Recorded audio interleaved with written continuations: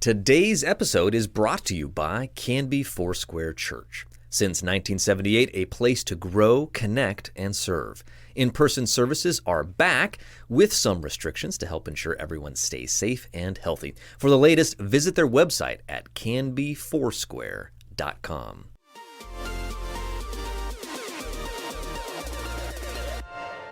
Welcome to Now Hear This Canby, your source for news. The threat of a possible teacher strike was avoided this week. There's a new, irresistibly cute creature winning over fans, and its name is Scootaloo. Sports? It's like Lucy in the football. You want to kick a field goal, but they take it away from you. We had to learn how to win. Goal can't be in the last second of the game! And interesting conversations.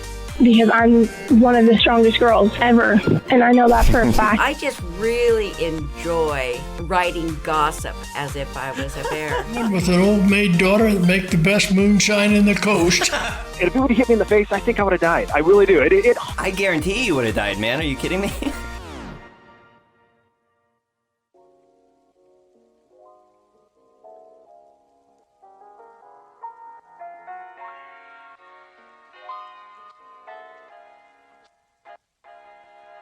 Hey friends, and welcome to this episode of Now Hear This Canby. Thank you so much for joining us. I'm James Walton. Let's read the news.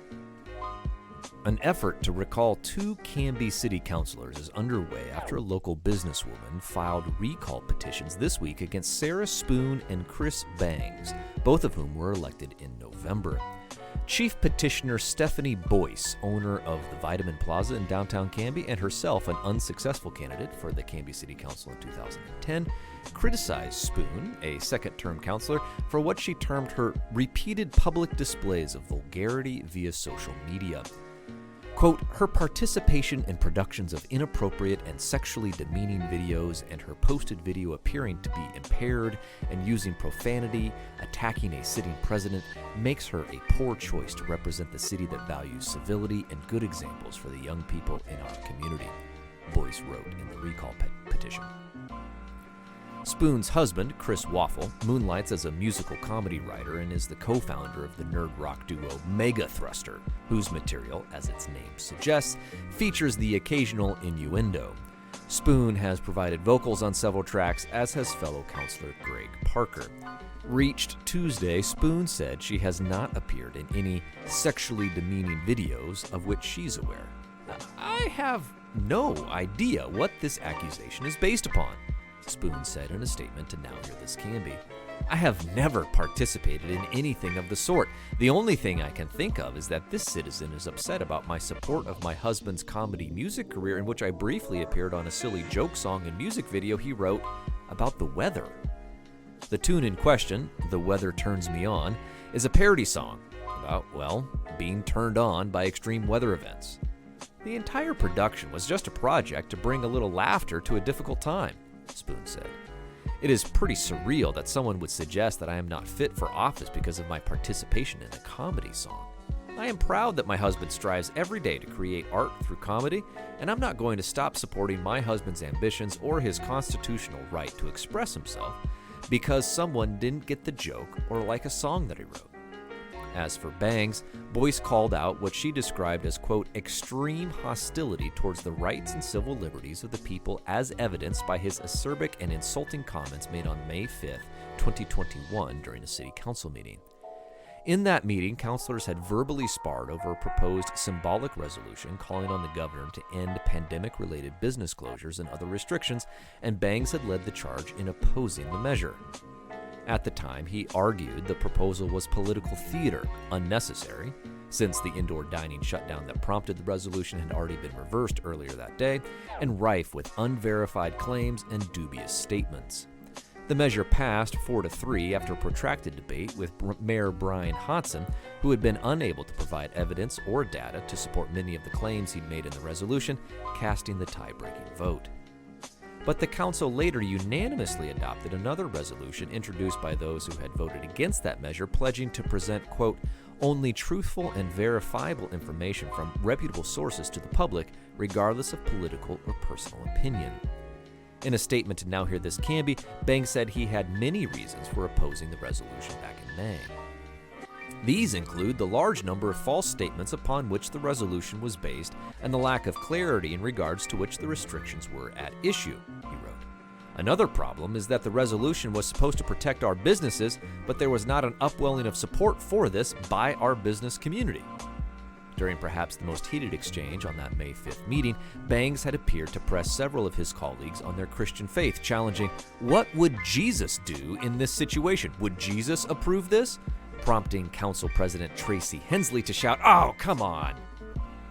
In his statement, Bangs admitted that it was, quote, a considerable tactical error, one that he said wound up sending the opposite message of what he intended.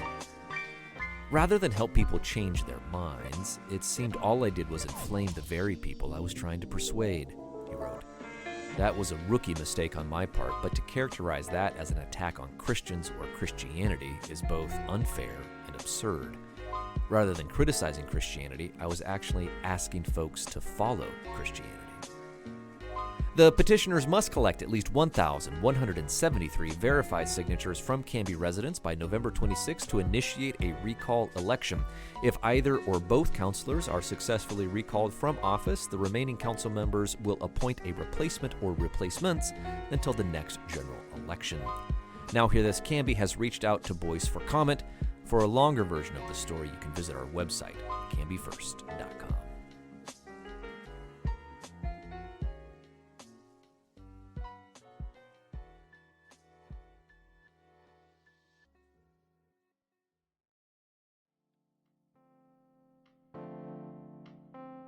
Law enforcement are investigating the case of a person found dead in a flaming car in West Canby on Friday afternoon.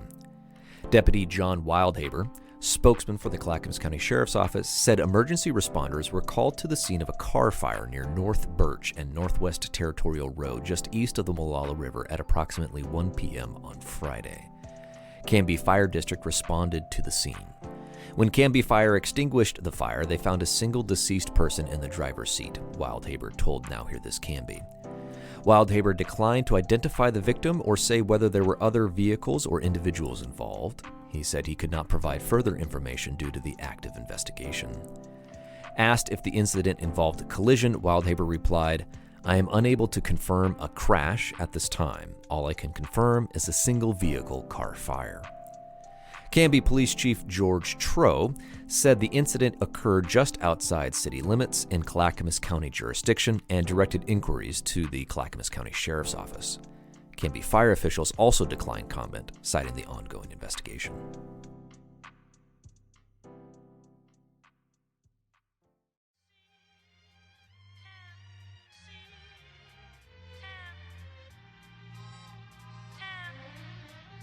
Canby kids are back to school, and though it looks a little different than local officials had initially planned, students, teachers, and parents alike reported a successful first day and a welcome return to a sense of normalcy. Oh, they came home talking non-stop, said local mom Stephanie Cochran. I'd say it was a great first day. Erin Ranson, who sent her 7th grader for her first day at Baker Prairie Middle School, praised students and staff for following the district's coronavirus guidelines. She had an amazing time at BPMS, she said. And not to mention, all the kids followed the mask and social distancing rules. Shows our kids have more sense than adults sometimes. Some reviews were slightly more mixed. My 8th grader said it was great, Nikki Coleman told Now Hear This Canby. He likes the new principal at 91 as well as the new social studies teacher. My freshman had a great day, and my senior said this day was meh. Lols. Sounds about right. Teachers and administrators at Canby High School were happy to be back, and concerns that enrollment might be affected by last year's extended distance learning and hybrid experiment and this year's continuing mask mandate proved to be overblown. Registration at CHS was actually up by more than 100 new students this week. We are off to a good start, Principal Greg Denise said. It was a great first day, lots of positive energy, and we're at the highest enrollment we've seen in years. A bit crowded, but it's exciting to have our kids back. It was fantastic to see all the students back today, agreed College and Career Center Coordinator Sue Winter. And lunch lady Ginger Burns Hutchinson added, wonderful to see all the kids back. Everyone was happy. But not all parents were able to enjoy their first full day of in-person school in almost a year and a half. Several other districts, including Westland, Wilsonville, and Happy Valley, punted their returns to next week.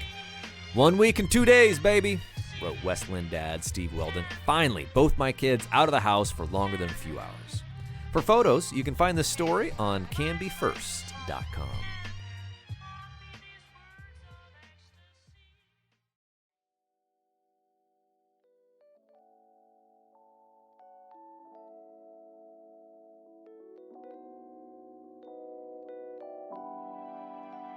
The Canby City Council's announcement last month that it was moving forward with plans to replace the tennis courts at Maple Street Park, not with new tennis courts, as officials had originally planned, but with pickleball courts, left the city, well, in a bit of a pickle. The local tennis community left without a reliable public option since the decaying Maple Street courts were removed in 2019 to make way for the city's new splash pad, caused quite a racket. While Canby High School's courts were, in theory, open to public use anytime they were not needed by the Canby Cougar tennis team, in practice, this was not actually the case. The courts were locked when not in use by Canby Athletics to deter possible vandalism, and getting access required a formal request to district staff. But all of that has changed. High school officials told the Canby Current this week. Principal Greg Denise confirmed the courts are now unlocked and available for public use outside of school hours. Canby City Councilor Chris Bangs, who is also a social studies teacher at the high school, praised administrators for opening the facilities up to tennis players outside the student body. Hey, it's pretty cool that they did that, Bangs said of Denise, athletic director Ben Winiger, and superintendent Aaron Downs. I did not even get a chance to request that they unlock the gates. They simply agreed to do it after I investigated the procedures for an ordinary citizen to play a game of tennis there. I think all three of them recognize that the decision to lock them up should be revisited. I'm glad the courts are open for anyone to use outside of school times.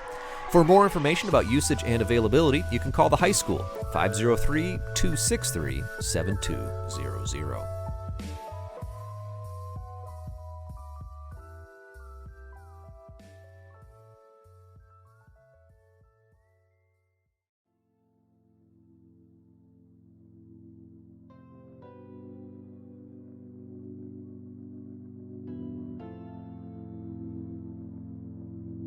Clackamas Community College is offering $50 gift cards and other incentives at a series of vaccination clinics it is hosting at its Oregon City campus later this month in partnership with Clackamas County Public Health. The clinics will take place from 2 to 6 p.m., September 7th and 28th at the Gregory Forum at CCC. Both the FDA-approved Pfizer vaccine, that's for ages 12 plus, and the one-shot Johnson & Johnson vaccine for those 18 and older will be available. Appointments are encouraged, but walk-ins are also welcome. As part of these vaccination clinics, Clackamas Community College will be offering $50 gift cards to the college bookstore or tuition waivers for one free class at the college. Also, Clackamas County is providing $50 Fred Meyer gift cards to everyone who gets vaccinated. As we start to open our doors for more in-person classes this fall and winter, we want to ensure the safest environments possible for our students, CCC President Tim Cook said. By offering COVID-19 vaccines, we can help protect our students, our employees, and members of our community. Clackamas Community College is located at 19600 Molalla Avenue in Oregon City. For vaccine questions, you can email covidvaccine@clackamas.us. To register or for more information about COVID-19 in Clackamas County, visit clackamas.us/coronavirus. Incentives being offered for getting the shot have sparked discomfort and at times controversy, particularly in rural and conservative-leaning areas where vaccine skepticism remains high. A series of clinics at Molalla High School were canceled earlier this month after concerns arose that the $50 gift cards on offer might entice underage teens to participate without their parents' knowledge or permission. Under Oregon law, teens as young as 15 can make their own medical decisions, including vaccinations, without parental consent. Nevertheless, they have been a mainstay at Portland Metro clinics throughout the summer, and health officials say they have been largely effective in their goal of encouraging more Oregonians to roll up their sleeves amid declining vaccination rates statewide. All right, friends, that'll do it for the news of this episode of Now Hear This Canby. I'm James Walton. That's Cam in the booth with the production magic. Thanks so much for listening. Have a great day.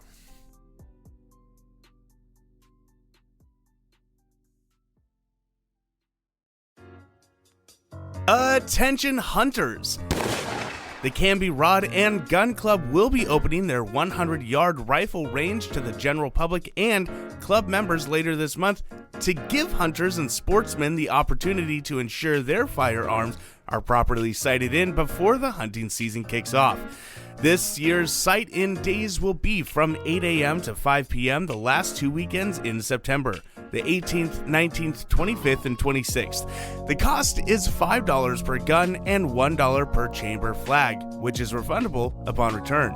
The Canby Rod and Gun Club provides the range officers, targets, experienced spotters, and coaches at each firing point to help with the sighting in process. The Canby Rod and Gun Club is located about a mile southeast of Canby on the Molalla Forest Road. Maps and more information are available at canbyrodandgun.org. No reservation necessary. Happy hunting.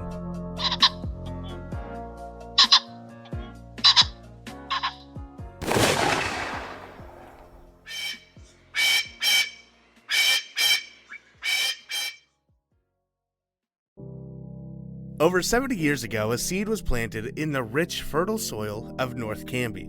The seed was Swan Island dahlias, and today it has blossomed and grown into the largest leading dahlia grower on planet Earth. Family-owned and operated, Swan Island is one of Oregon's premier agro-tourism destinations, boasting 375 varieties and 40 acres of gorgeous blooms. A sea of color that is among the most jaw-dropping and unforgettable sights in the entire Pacific Northwest. While their fields and annual Dahlia Festival justifiably get a lot of attention, Swan Island has a lot of amenities you may not know about. Their selection of gifts, gardening supplies, and other unique finds is among the most expansive in Canby area, and their fresh-cut flower shop is always worth stopping for. This summer, Swan Island is featuring a rotating menu of delicious food trucks Thursday through Sunday and a wide variety of fun classes for all interests and ability levels. The Dahlia Farm will also be hosting a local farmers market every Friday and live music shows through September. Swan Island and their amazing dahlia fields are open 6 days a week, 9 a.m. to 5:30 p.m., closed Wednesdays. For class registration, concert schedule, or more information, visit dahlias.com or follow Swan Island Dahlias on Facebook and Instagram.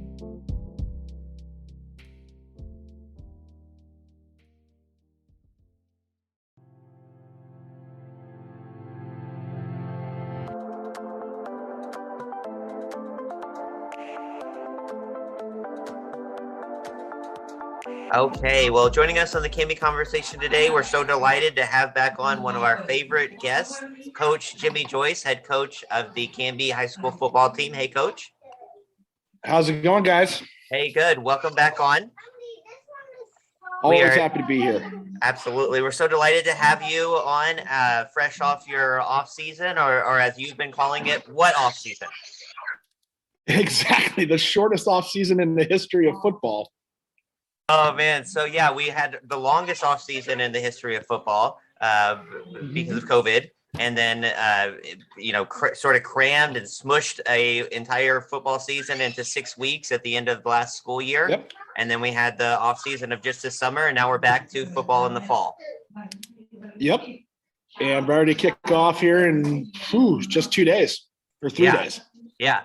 So tell us about the summer, how that went, how things are kind of looking, and then we'll talk more specifically about this upcoming game.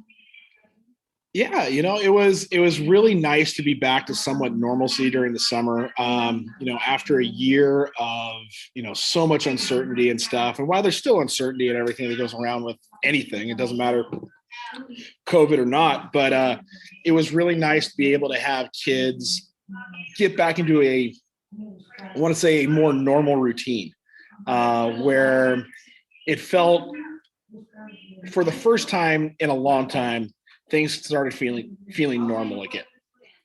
Meaning we were able to organize summer weights in a traditional manner. We were able to utilize the weight room. We were able to have practices. We were able to have 7-on-7 tournaments. And we were able to basically do the things that, in 2019, we kind of took for granted. And we desperately missed last year. And I think kids really missed as well, because that's the stuff where a lot of stuff is really kind of created during those times, where it's team chemistry, team building and stuff. The camaraderie that's so important with football kind of takes center stage during the summer. And to have that experience this year was just an amazing opportunity. And it's really helped us as we've got ready for our season. And the ability to have a normal fall camp has also been very helpful. To have you cannot tell you how crazy it is to be told within, you can play, and now 9 days later you're playing. That's really hard to do. And to have the full build up, to have a jamboree has been very important for us and our program and our school and our community. Yeah, absolutely.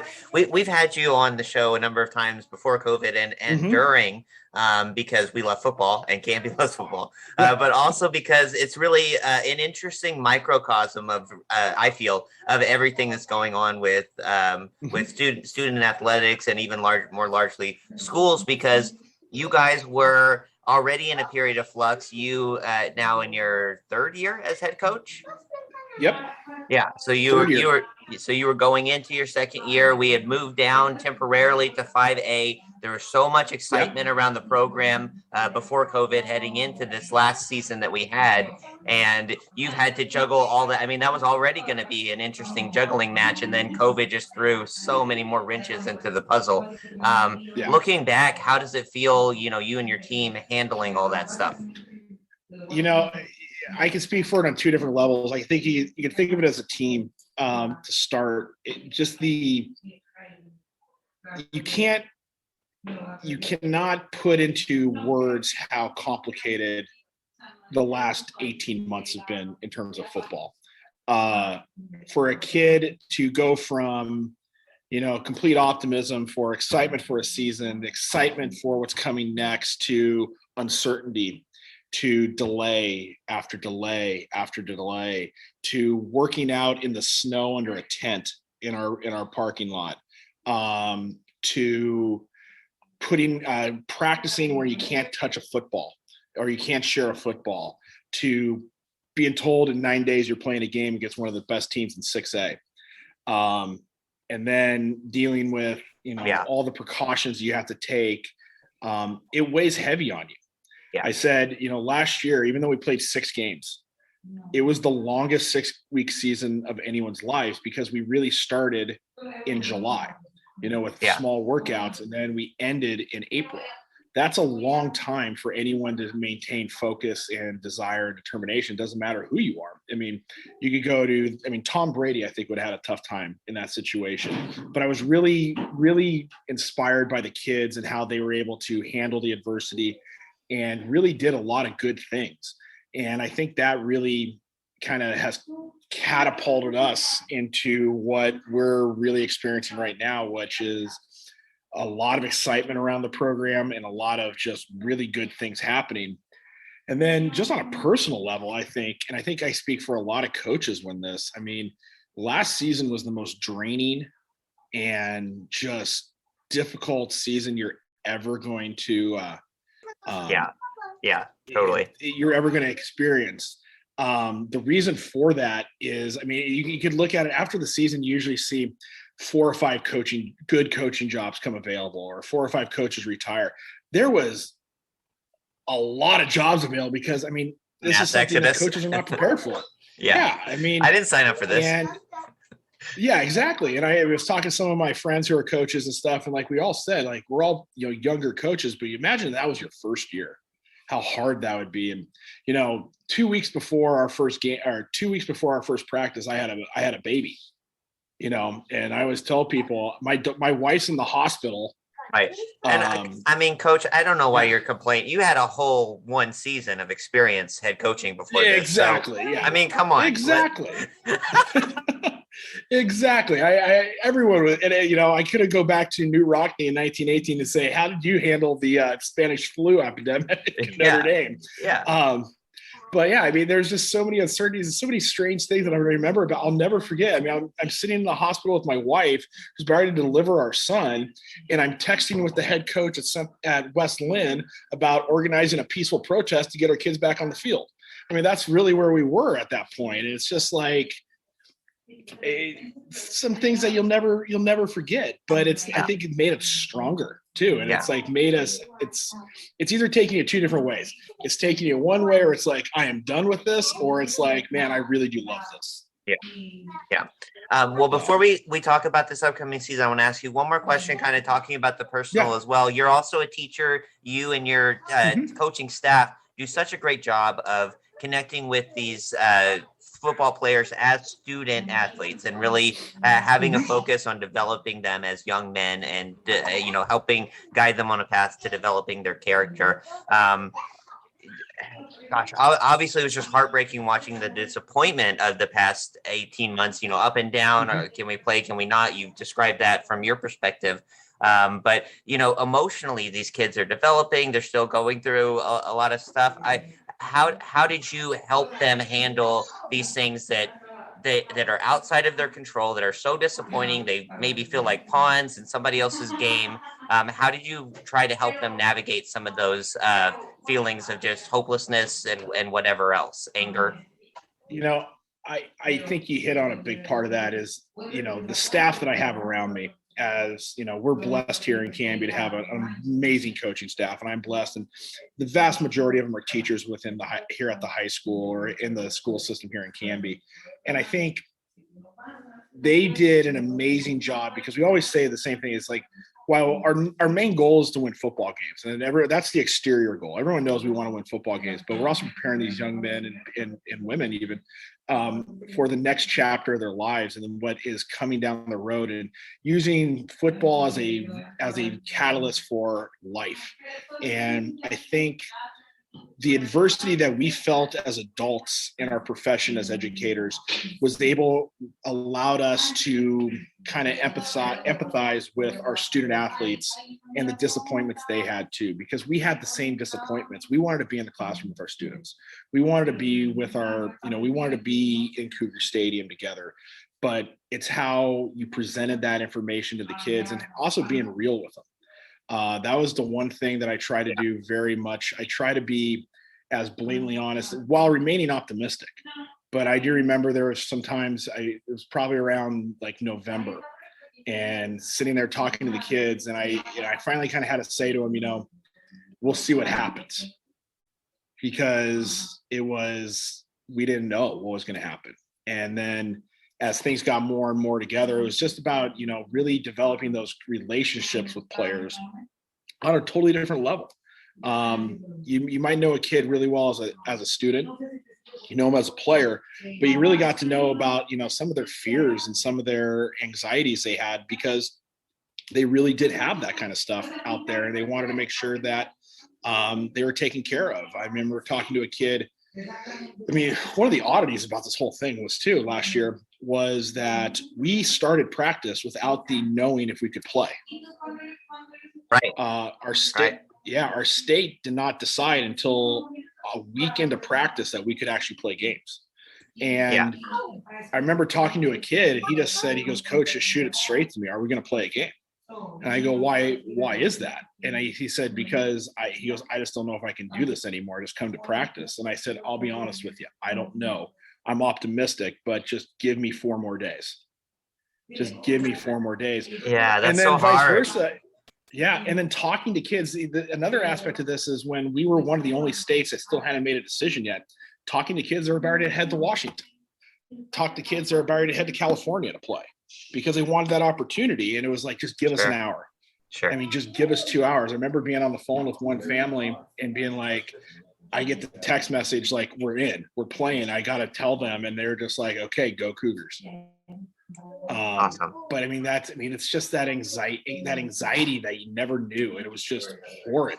So I think coaches were humanized to kids, but I definitely think players are humanized to coaches. Yeah. Yeah, you're describing. It almost sounds like a thriller movie that like coming down to the wire. It was Like more of a horror film, really. give me 5 minutes, please.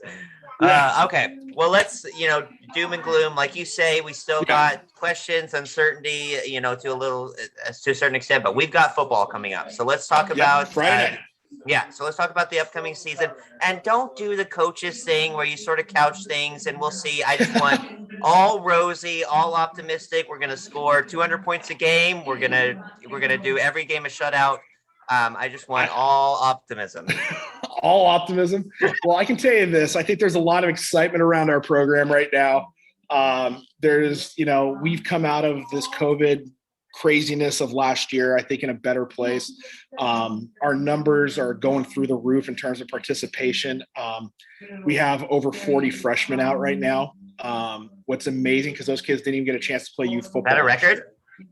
I don't know if it's a record. It's a record for me and my coaching career. I've never had more than 33 freshmen in a program that I've been at. Yeah, that feels like a lot. That's a lot. And, we have a lot of kids that are excited about coming out. And, we have a really good senior class. We have a small junior class, but they're going to be able to play. They're going to be able to definitely be contributors. And, I think there's a lot of buzz and excitement around the program. And I'm really excited. This first state polls are coming out today for 5A, and we're hoping to be somewhere in the top. And we know we have expectations on us this year to make a run in the playoffs, and that's our goal, is to get in the playoffs and make some noise. Something Canby hasn't done in a long time. Yeah. And do you get the sense that the kids are ready for those expectations? I mean, it's been a couple years in the making now, but it's also something they haven't experienced before. I mean, we were a little bit of more down toward the lower end before you came to town and made some changes. So I think there's a process when you develop a program. I think, and where we are in this developmental stage, I don't know yet, but you really, when you go into a season, and any team, they want to win games. Every team wants to win games. But the problem is most teams don't know how to win games. And I really think that defines our 2019 season to a T. We had the want, but we still needed to learn to win. I think we got to the point where we got at the end of that year, getting those 2 wins against Oregon City and Roseburg. That allowed us to get that idea of like, okay, this is how we do it. Last year, I think, was another part of that developmental stage where we basically say, what's our next step we are going to take is we know how to win, but we sometimes don't always exhibit it. And that, I think, defines last year to a T, because we had the talent, we had the capability, but sometimes we just didn't show it. And that's okay. I mean, because it's a process. We're moving down the process and we're keeping on going. Then lastly, I think, is getting to that point where how you want to win, you know how to win, and you exhibit it. And that's what we're hoping to get to this year. And I think that if we can get there this year, we will be in a very good place come November. And our goal is to be playing meaningful football in November this year.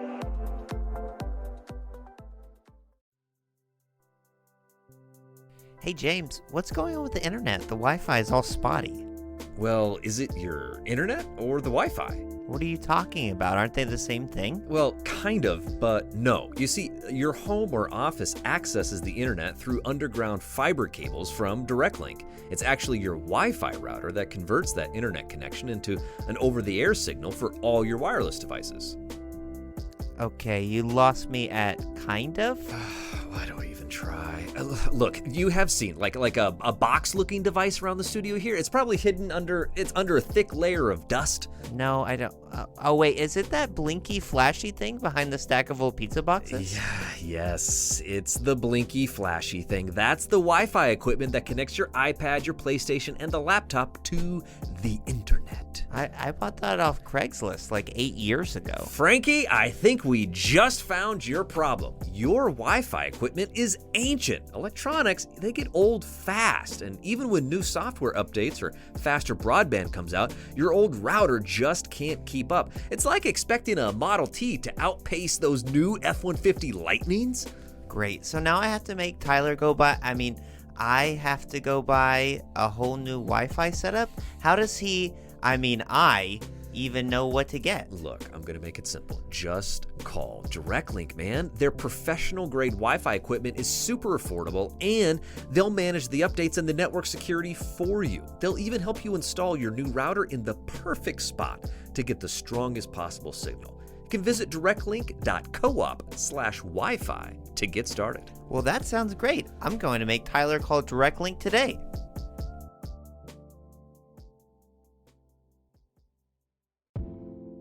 Hi, I'm Megan Waterman. I'm the owner and operator of the Book Nook in Canby, Oregon. And I'm Tyler Clausen of Now Hear This Canby, the show you're listening to. Megan, the Book Nook is one of my favorite places in all of Canby. It's a one-stop shop for gifts, board games, new books, used books, and books from local authors. Why did you decide to open it? Well, I love the power of a story. I love how reading about different people and places, times, stretches my mind. It makes me see the world differently, whether that's a fantasy story or a biography. It all changes the lens that I see and how I interact with people. The reason that we added games to our store is for that same reason. It's just a different way to experience story through gameplay. And along with the new selection, you're at a new location, right? We are. We just moved, technically just across the intersection to the old Parsons building. We've expanded our space and also our selection. So we've got more books, more gifts. We added a larger gaming section. And now with the world opening back up a little bit more, we're starting to relaunch some of our events. We have relaunched our general fiction and our fantasy book clubs, and those are going great. And we're about ready to kick off game nights, starting with our beginner Dungeons and Dragons camp, led by Canby's very own Tyler Clausen. Hey, that's me! If you're interested in D&D, make sure you stop by the Book Nook and get more information about role-playing opportunities there. Yeah, or stop by anytime and chat with one of our booksellers about their current book recommendations and let us help you find your next favorite read. We're now open on Sundays as well, so we're there 7 days a week. Nice. The Book Nook is in downtown Canby or online at booknookcanby.com.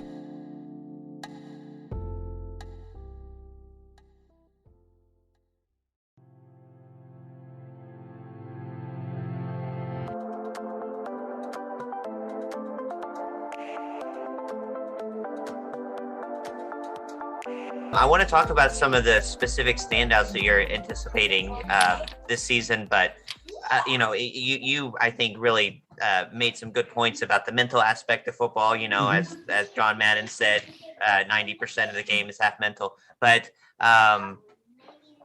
another big thing that you guys impacted, some of your results and some of your seasons was injuries. How are we going to handle and try to prevent injuries this year? And that's just especially with the shortened off season. Yeah. I think a lot of it comes down to, last year you talked to coaches around the state. There was a lot of schools had injury problems. I think that's a result of probably the shortened season and remember, they didn't have a traditional off season last year. We partnered with some great trainers this summer, try to get these kids in the best shape they could be in. We have a lot of people in play now that I think that these kids are, I think they're going into a much better scenario in September than we did in March. They're more ready to play a football season. Now, obviously, there's some injuries that just you can't avoid. What happened to Chance Miller last year, when you lose one of the best wide receivers in the state of Oregon in week 3, it's hard. And his injury was so fluke, it would have happened. He could have done it walking down the stairs.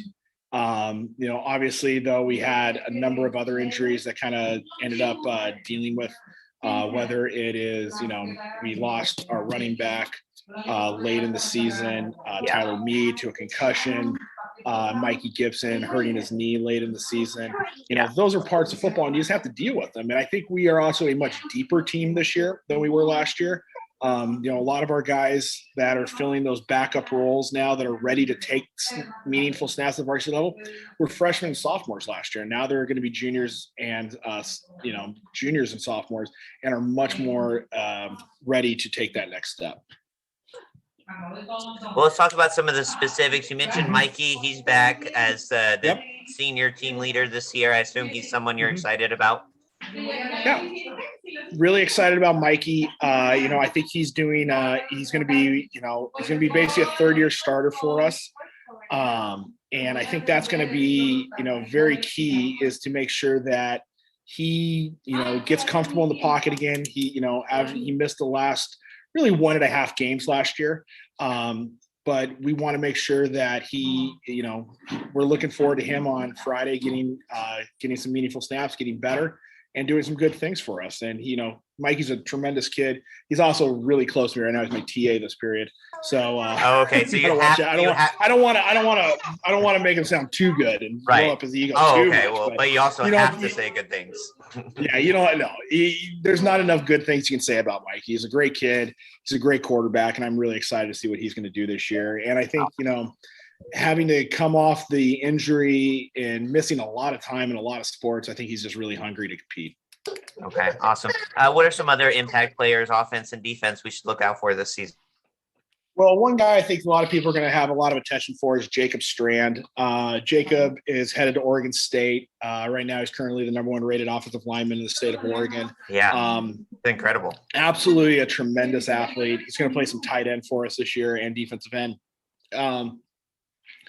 Just an unbelievable kid, another 4-point student that we're really excited about what he has. In my coaching career, I've coached a number of Pac-12 linemen who've gone on to Pac-12 careers. And I think Jacob, by far and away, is the only one that I can say as a senior in high school is a true Pac-12 lineman. Like, the other guys developed into him and just had the size and the shape. Jacob, watching his highlight film last year, I just remember watching it being like, this kid can play at a very, very high level. Yeah. And, and Oregon State recognized that really quick. Right.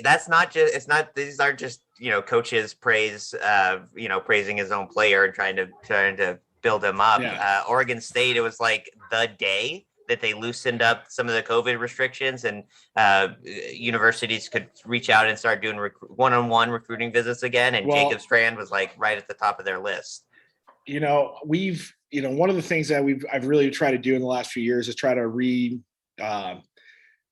introduce Canby to the recruiting trail of coaches. And that's one of the things that's hard, when you've been down a little bit, coaches sometimes can look over you. And I just remember sitting down with Jacob at the end of the year, and Air Force was very interested in him. And I sat down with him and watched his highlight film, and I was just like, I don't get a lot of calls about Jacob, and I didn't understand why. And luckily I have some connections at Oregon State. And that day I was able to text the recruiting coordinator, and he texted me back within 20 minutes after seeing the film. It was like, hey, we want him down here June 1st, the first day we can have him here. And it was really a great thrill just to get a call from him and the O-line coach saying, hey, we offered him right when we saw him. Yeah, because he's that impressive. And they gave him the hard sell. They got him in the uniform and did some promo pictures that day. And he looked the part. He didn't look like a high school kid pretending. Like, he's like, oh, you're already a Beaver. Yeah. Yeah, and he has the best mullet in the game too. So he's very photogenic. So right, yeah, obviously it goes without saying. Yeah. All right, so we're really excited about Jacob. Yeah. Who else? Jacob. He plays offense and defense. I imagine you have a number of two-way guys. Yeah. Yeah, we have a number of two-way guys. It's modern football. I think, if you're one of the better guys, you're going to play both ways. I think, you look out there, Matt Souls is a guy that kind of was a Mr. All Everything for us a little bit last year. When Miller went down, he kind of had to step up into a role as a starting slot and a starting safety. He's back to fill both those roles this year. He's also a tremendous team leader. I think he's going to be a guy that is going to have another breakout season, had a really good jamboree. You're looking at some wide receivers and an outside linebacker in Joe Brockmiller, who I think is going to be one of the breakout stars of the state. I really do. I think he's one of the best players in 5A, if not all of Oregon. He's been our leading tackler for the last 2 years, and have him back kind of anchoring that defense is going to be huge. He's going to probably take on a bigger role in the passing game this year. We had with Miller and all the guys we had last year, it was kind of like one of those things that we could ease him in and get him some rest on offense, but now he's going to be a focal point on offense too for us. And then two guys that I'm really excited about are our two running backs. Bryce Oliver returns this year, and he's just going to add a tremendous amount of excitement to our backfield. And then Tyler Canold a sophomore, is going to be, I think, another breakout star in the state. He really, last spring, absolutely dominated the Frosh soft level that we played. I mean, to the point where it was almost, if it would have been a normal season, I think we probably would have brought him up to varsity for some quarters and stuff. And we probably should have done that later in the year, but wanted to be mindful of the kid's development too. So really excited about where he's headed. When you said Canold, I was wondering why that name rang a bell, and it was like, I was getting so many messages about that kid from freshman league. He's like, he scored 8 touchdowns this game, 400 yards, like ridiculous numbers. It was video game like numbers for him, and I think that is what obviously stepping into varsity is very different than playing freshman football. But he's ready to do it. He's got the body already for it. He's got the head for it. And I think he's got the desire for it. And so having a two-headed monster in the backfield is going to be really important for us. And then you start looking around too. We got some, a lot of guys are, ready to step up. Casey and Clayton Langdale too, 2 3-year starters, going to anchor the offensive line for us at right and left tackle. Identical twins, 6'4", 250. Matthew Hagan's going to step in. Matthew Hagan's going to step in at center for us. And, at the linebacker position too, we got a lot more depth, I think, this year in Davis Hagan, Matthew's brother, Brandon Snodderly, some juniors are going to make some very big impacts this year. So it's a lot. There's a lot of excitement coming our way, and I'm really excited just to get out there on Friday night. Yeah, absolutely. Well, we don't have much time left, but I would be remiss if I didn't ask you one more question. This first game is going to be on the road. We're going to be on Dallas. Then we come home the next week. Hopefully, at this point, no restrictions. Hopefully we'll have a large number of fans in the stand to welcome you guys back home. How excited are you guys about that? That was something we weren't able to have at the end of last spring, and just be able to have the community come out and show how much they support. I'm sure you guys are just can't wait. It's really, that's the thing that's amazing about it. And I think that's what we can't wait for is, even though, we have a mask mandate and stuff, you still can cheer loudly through a mask. And we want those people in the stands. We want to be able to experience, what Friday Night Lights is all about. There's a reason, football is not more important than any other sport in the school, but football's a community event, and football is a thing that people gravitate towards. And those lights on a Friday night in the fall haven't shined in Oregon in a long time. And I just can't wait for those boys to run out of that tunnel in 2 weeks to play an amazing West Albany team. It could be a top 5 matchup in the state too. That should be a lot of excitement. Just be back with our fans, the band, the pep, the pep band, the fans, the parents, and everything like that. And what makes Canby so great, and what really does make Canby one of the best football towns in Oregon. Yeah, absolutely. All right, Coach. Well, thanks so much for your time. Thanks for taking so much time out to talk to us today. Before we let you go, let's hear one. Go Cougars. Go Cougars. We'll see you guys on Friday. We'll see you Friday. Thanks, Coach. Best of luck on your season. Thank you, Tyler.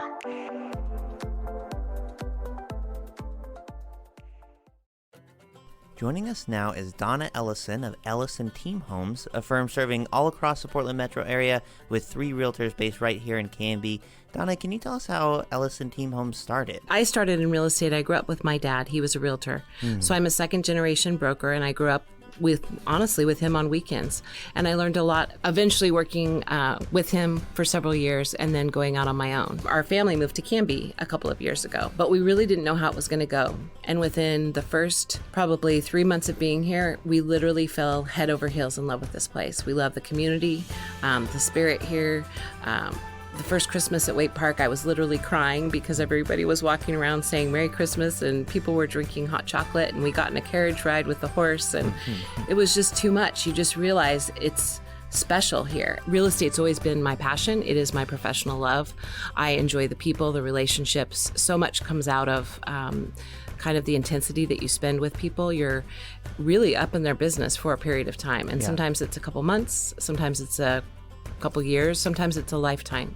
I feel very blessed at this point to have people that have been with me for almost my entire career. Clients that have bought and sold maybe 2, 3, 4, 5 homes. I have one client that's bought and sold 8 homes with me. 3 generations. It's a beautiful business. It makes for a very full life. How can people find you? How can they not, really? We have a website, www.ellisonteamhomes.com. Well, thank you, Donna. Thank you for having me. Tyler, did you know that the Australian lyrebird can mimic any sound that it hears, even chainsaws? No, that's super interesting. Did you know that a baby puffin is called a puffling? Or that baby sea otters can't swim, so their moms wrap them up in pieces of kelp until they learn how to paddle? Wait, do you know any trivia that isn't like animal related? Not really, but here's some stuff you may not know about the Wild Hare Saloon, where Canby goes to eat and have fun. Okay. The Wild Hare is one of Canby's longest running locally owned restaurants. Owners Joan and Darren Moden have been in business for 16 years. That's cool. Yeah, heck, you were just a baby back then.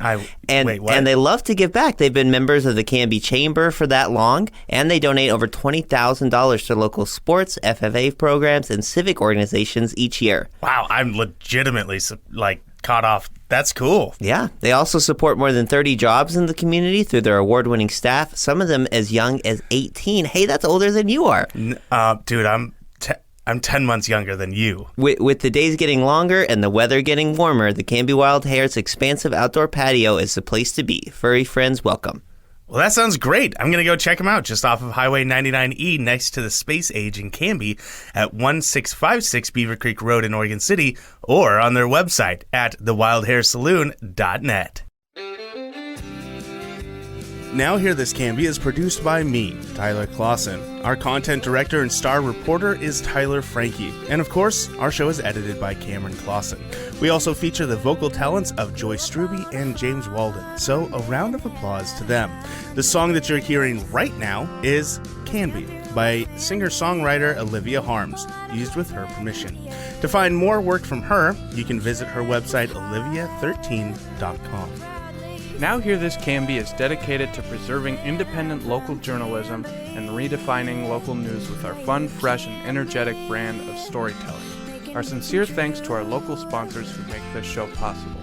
Please show your appreciation by supporting the small businesses who support us. The production of Now Hear This Studios, Canby's locally owned full-service audio, video, and media production company. Our mission is to produce the best content in the universe, and we'd love to help you do it. Find us online at nhtstudios.com.